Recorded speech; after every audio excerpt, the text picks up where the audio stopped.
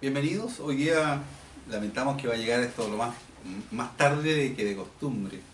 Precisamente el día viernes me corresponde clase en la universidad, estamos con sistema online con las alumnas y mi clase parte a las 7, termino recién a las 10 de la noche, entonces es probable que todos tengan que ver este video el día de mañana. Pero igual le enviamos nuestro saludo, nuestro cariño a todos nuestros hermanos y amigos que comparten estos videos de bendición y queremos orar para que el Señor tenga misericordia. Estamos cada día más complicados, las cifras siguen aumentando, la cantidad de gente que muere en este país aumenta sin parar y no se ve por este momento que vayan a estabilizarse las cantidades. Al contrario, estamos preocupados por eso. Así que pidamos al Señor, pongámonos en la presencia del Señor y pidamos su misericordia. Gracias, Señor, porque dependemos de ti. Tú eres un Dios bueno, Señor. Extiende tu misericordia sobre nuestra nación y sobre todas las personas que están sufriendo la pérdida de seres queridos para ellos, Señor. Te rogamos por todos nuestros hermanos, por todos nuestros familiares, nuestros seres queridos que están lejos, Señor.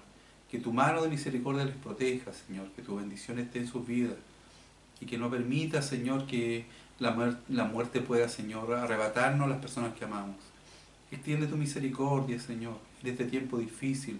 Trae consuelo y fortaleza a nuestro país. Te pido particularmente por todos nuestros equipos médicos, Señor, por todos los médicos, enfermeras, por todo el personal de los hospitales, los TENS, los auxiliares, los conductores, los equipos, Señor, que trasladan pacientes. Que tengas misericordia. Ayúdales, cubre, Señor, a ese ejército que es la única defensa, Señor, que tenemos desde el punto de vista médico contra esta pandemia. Danos tu misericordia y bendícenos por piedad. En el nombre de Jesús lo pedimos. Amén. Y amén. Bien, hemos estado hablando de sucesos sobrenaturales y cómo Dios bendice, cómo Dios liberó a Israel, cómo Dios le abrió camino donde no había. Hoy día queremos hablar sobre el concepto de la provisión sobrenatural de Dios. Dios siempre se encarga de rescatarnos en medio de la inquietud, en medio de la inestabilidad. Cuando estamos en medio de la angustia, siempre la mano del Señor está sobre nosotros. Para eso yo creo que busques en tu Biblia Primera de Reyes capítulo 17. Primera de Reyes 17, versículo 13 al 16. Yo trato de decirlo con harta calma porque la Dorita, mi mamá, siempre busca el texto, no vaya a ser que me equivoque. Entonces, con muchos otros hermanos también sigue la lectura bíblica.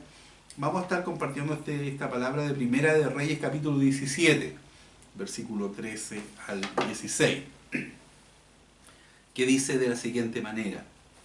Dice, Elías le dijo, no tengas temor, ve, haz como has dicho, pero hazme a mí primero de ello una pequeña torta cocida debajo de la ceniza y tráemela, y después harás para ti y para tu hijo.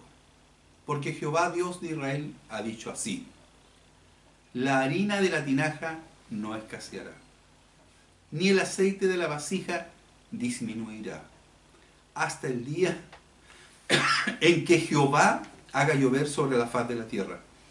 Entonces ella fue e hizo como le dijo Elías, y comió él y ella y su casa por muchos días.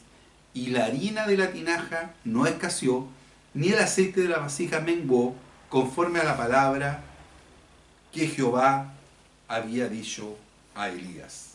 Amén. Esto es palabra del Señor. Bueno, esta es una porción bien interesante porque da cuenta de un tiempo en que el pueblo del Señor estaba lejos de la voluntad de Dios y Dios usó un profeta llamado Elías para decretar un periodo de sequía absoluto.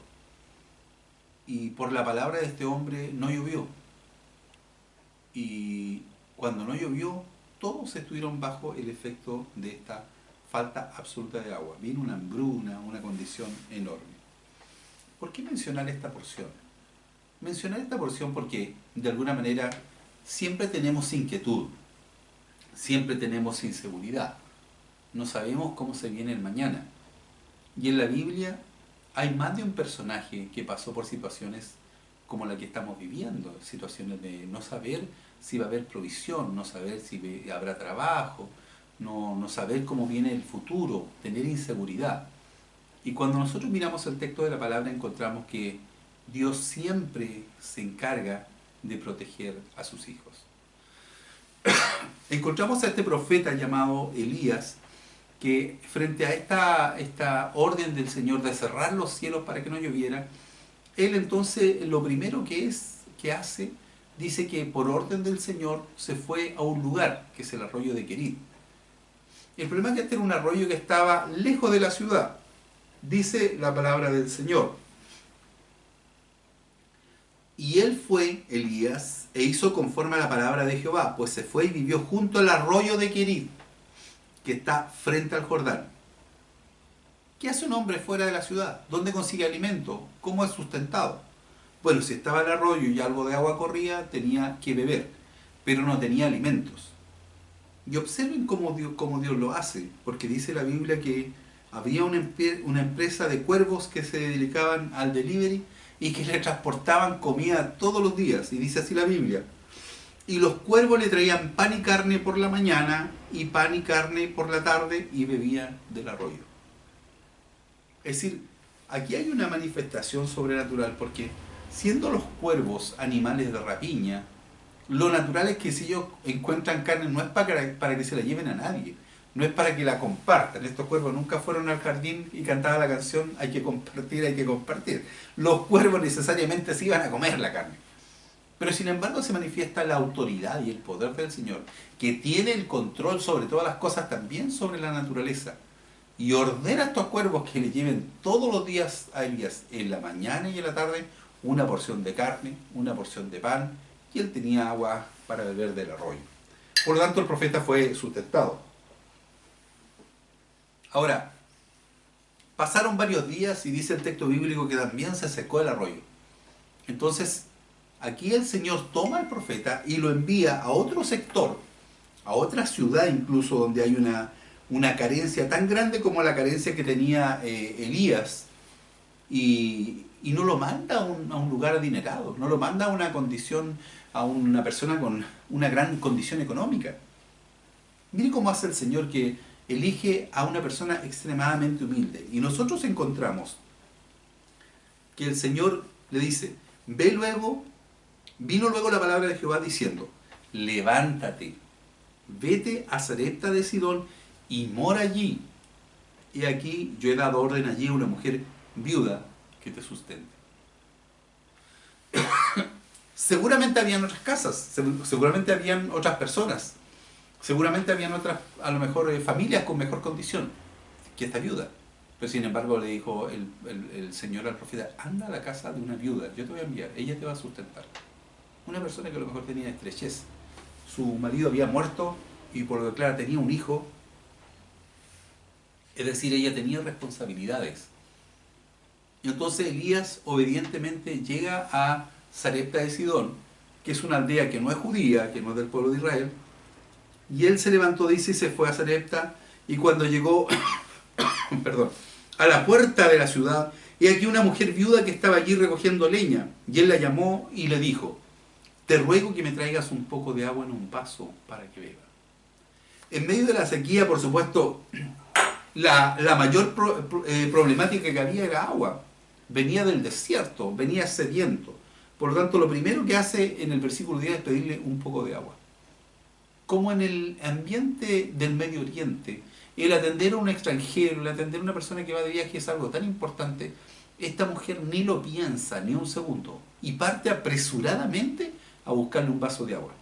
Pero en cuanto ella se va, en cuanto ella se aleja, entonces antes que llegue, antes que se aleje demasiado, vuelve a llamarla Elías y le dice, y yendo ella para traer el agua, él la volvió a llamar y le dijo, te ruego que me traigas también un bocado de pan en tu mano. Después que la mandó a buscar agua, la viuda tan atenta partió a buscarle la agüita. Cuando va de camino dice, y a propósito, ¿me puedes traer un pedacito de pan? Que tengo hambre. Y aquí viene la respuesta donde la mujer declara su condición. Dice el versículo 12 del capítulo 17 de Primera de Reyes. Y ella respondió, vive Jehová tu Dios. Ella era de Sarepta de Sidón. Pero le dice, vive Jehová tu Dios, que no tengo pan cocido. Solamente un puñado de harina tengo en la tinaja y un poco de aceite en una vasija.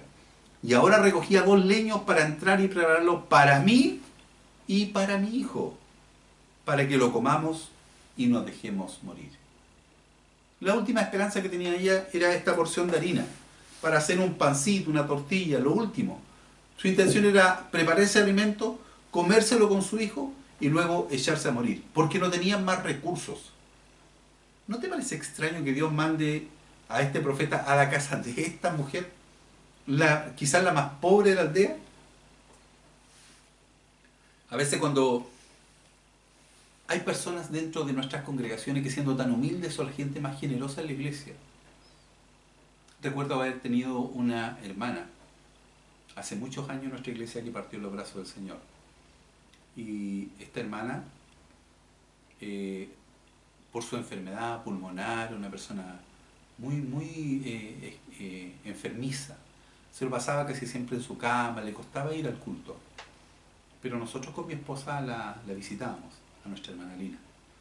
Y ella cuando me veía me decía, doctor, me decía, qué bueno que vino, me decía, oh, ya me equivoqué, al doctor le digo pastor y al pastor le digo doctor.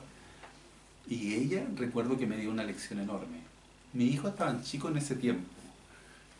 Y yo veía su sueldo estrecho, su condición económica. Tenía varias de sus hijas en la casa, con sus nietos, y con su sueldito pequeño ella se defendía. Y estando en esas condiciones, entonces yo observaba que ella hacía un esfuerzo, se levantaba, y cuando pensaba que yo iba a ir, ella preparaba pan amasado.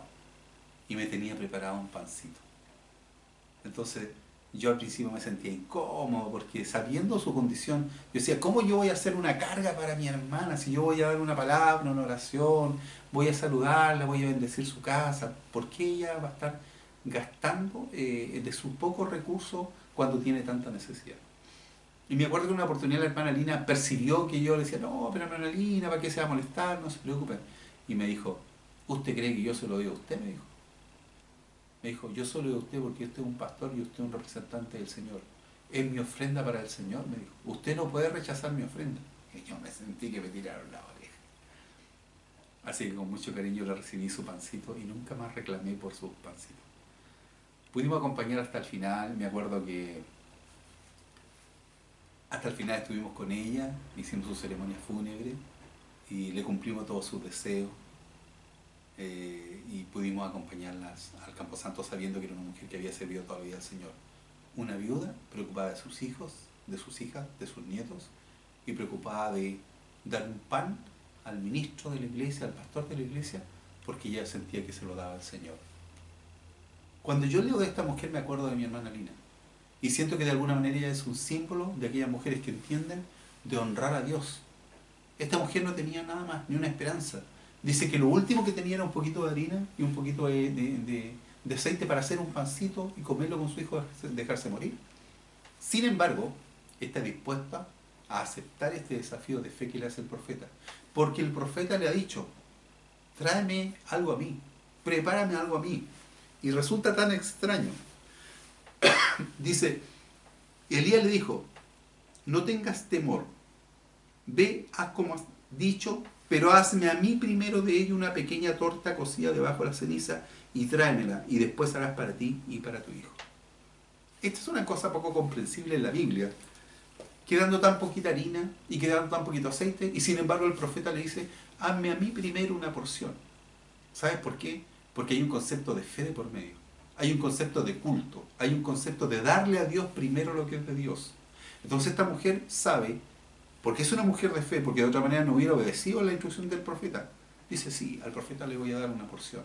Y le preparó una tortillita y un poquito de agua, y después se encargó de sus propias necesidades. Cuando alguien tiene fe, Dios nunca le va a faltar. Cuando alguien es un hombre o una mujer de fe, Dios siempre va a estar al lado de ella. Nunca va a abandonar el Señor a sus hijos. Nunca los va a dejar desamparados. Y dice la Biblia que el profeta le dio una palabra, que sin duda fue una palabra de promesa. Le dice, después harás para ti y para tu hijo, porque Jehová Dios de Israel ha dicho así. ¿Cuál es la promesa de Dios? La harina de la tinaja no escaseará, ni el aceite de la vasija disminuirá, hasta el día en que Jehová haga llover sobre la faz de la tierra. Entonces ella fue e hizo como dijo Elías. No hizo, bueno, igual voy a hacer 2 tortillas, pero primero le voy a dar a mi hijo. No, no, no. Primero le dio al profeta. Y Elías comió él y ella y su casa por muchos días. Y la harina de la tinaja no escaseó, ni el aceite de la vasija menguó, conforme a la palabra que Jehová había dicho a Elías. Es contradictorio esto.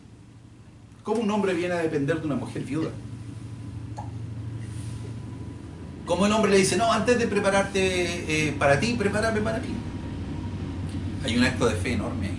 Porque en el fondo, si ella quiere asegurarse, va a decir, primero voy a preocuparme de atender a mi hijo, de atenderme, de comer yo, y después le voy a dar si sobra, porque él es un invitado. Él llegó de afuera, es un hombre que ni siquiera conozco. Pero sin embargo, primero, ella reconoce que Elías es un siervo de Dios. Segundo, el Señor dice que él ya ha dado una orden, por lo tanto él había puesto en el corazón de esta mujer que si alguien llegaba, ella tenía que atenderlo. Tercero, siempre lo de Dios es primero. Siempre lo de Dios es primero. Y uno observa que la gente que logra tener claro este concepto, Dios siempre lo va a bendecir. Dios siempre lo va a prosperar. Cada vez que ponemos a Dios primero en nuestro corazón, en nuestros propósitos, en nuestras prioridades, Dios se va a encargar de allanar nuestro camino. Pero ¿sabe? Nosotros somos gente de poca fe. Nos falla la fe. Queremos asegurarnos. Queremos primero tener para nosotros y luego bendecir la obra de Dios. Yo doy gracias a Dios por todos los hermanos que, sabiendo cuál es el hábito de nuestra congregación, a pesar de lo que estamos viviendo, en el día de Santa Cena trajeron sus alimentos. Algunos de ellos a lo mejor igual están con inseguridad de trabajo. Algunos hermanos o hermanas a lo mejor están pensando igual que todo el mundo, diciendo, iré a tener trabajo después de esto. Pero ¿sabe? Igual trajeron su ofrenda de alimentos para bendecir los hogares de los hermanos que están pasando necesidad. Y qué alegría, hermanos, cuando uno puede llevar algunos alimentos a un hogar, a un hermano, a una hermana, a alguna familia que está pasando alguna estrechez, alguna dificultad, o que a lo mejor les faltan algunos recursos. Qué bendiciones que lleguen las ofrendas de los hermanos.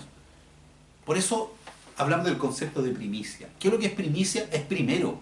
No es poner a la lista al final a Dios. No es que Dios sea lo último, no es que Dios sea lo que te sobre, no, no, lo primero para el Señor.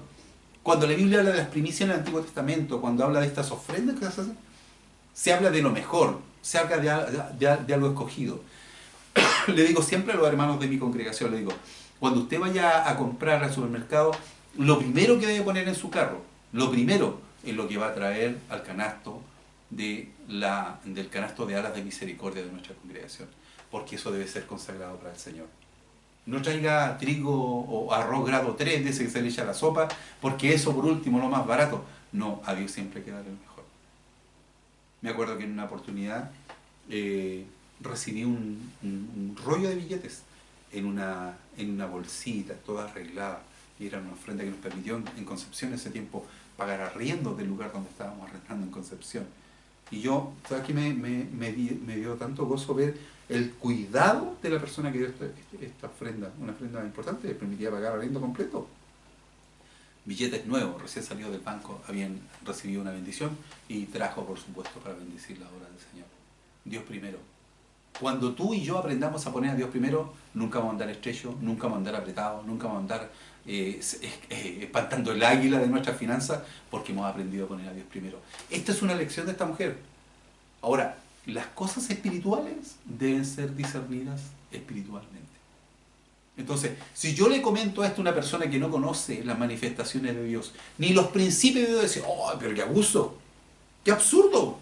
Un hombre siendo sostenido por una mujer viuda que más encima tiene un niñito. Pero ¿sabe? Eso es porque la gente mundana, la gente carnal, no entiende las cosas del Espíritu.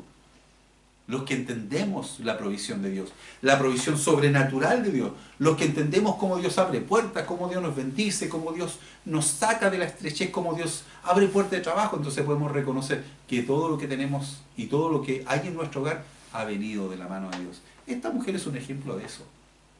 Pero hay algunos hermanos que nos cuesta, a veces nos cuesta entender este principio. Queremos recibir, pero no queremos dar. Y la Biblia tiene un principio. Dice que el que siembra escasamente, el que siembra poquitas semillas va a cosechar escasamente. Pero el que siembra abundantemente, abundantemente segará. Queremos recibir a manos llenas. Pero para dar somos así. Si tenemos las manos cerradas, es imposible recibir algo. Tú tienes que aprender a ser generoso con la obra de Dios. Tienes que ser generoso con las personas que tienen necesidad. Tienes que aprender a proveer para la necesidad de la obra de Dios. Porque cuando eres así, cuando eres generoso, cuando eres de manos abiertas, Dios te va a bendecir también con manos abiertas y va a derramar bendición. Pero ¿cuántas personas les cuesta eso? ¿A cuántas personas les cuesta honrar a Dios con sus bienes?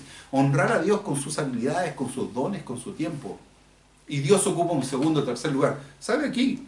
El profeta dice, sé que tienes necesidad, sé que te queda poco, pero prepárame a mí primero. No es por el hombre, es porque Él representa al profeta de Dios. Él representa la obra de Dios. Él representa lo que es del Señor. Y esta mujer acepta y le prepara primero al profeta. Y el profeta entonces declara una bendición poderosa sobre ella. Dice, porque Dios de Israel ha dicho así, la harina de la tinaja no escaseará, ni el aceite de la vasija disminuirá, hasta el día en que Jehová haga llover sobre la faz de la tierra. Y dice, y la harina de la tinaja no escaseó, ni el aceite de la vasija menguó, conforme a la palabra de Jehová había dicho por Elías. Por lo tanto, las provisiones sobrenaturales de Dios están hechas para hombres y mujeres que le creen al Señor. Cuando encontramos hombres jóvenes que aprenden a honrar a Dios con sus ofrendas, con sus contribuciones, con apoyar la obra de Dios, entonces ciertamente uno dice, este hombre, esta mujer va a ser prosperada. El tema de la provisión de Dios, el tema de contribuir para la obra de Dios, ha sido un tema muy manoseado. Y cuando se escucha de personas que ejercen cargos religiosos y que usufructan de su posición religiosa para enriquecerse, entonces a cualquiera de nosotros nos puede hacer cuestionar esto que al final de cuentas resulta en una situación en que aparta al hombre de dar generosamente para la obra de Dios. ¿Cómo no se va a molestar la gente que se dé dinero y que haya pastores que usufructen de esto, que se hagan millonarios, que tengan carros deportivos, que tengan viajes, que tengan situaciones multimillonarias? Pero eso, sabes tú, tendrá que arreglárselo él con Dios. ¿Cómo aprendíamos con Saúl? No me meto con el ungido de Jehová.